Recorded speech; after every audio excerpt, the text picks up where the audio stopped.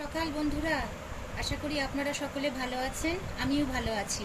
এই যে সকালের একটু টিফিন বানিয়ে নিলাম, ওই জন্য আপনাদের সাথে শেয়ার করছি।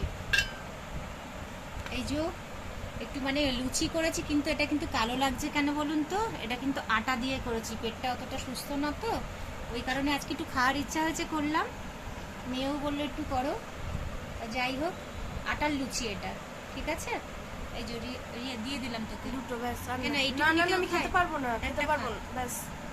একটা পরোটা দিই? না না পরোটা দেবো না? না, এখন না। আমি তাহলে দুটো লুচি পরে খাবি?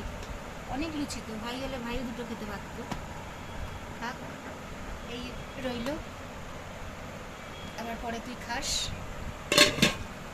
আর এই যে সকালে এই যে একটুখানি ঢেঁড়স আর হচ্ছে আলু আর পেঁয়াজ, এতে ফোড়ন দিয়েছি, একটু 5 ফোড়ন, কাঁচা লঙ্কা আর পেঁয়াজ দিয়ে একটু ভাজা করলাম।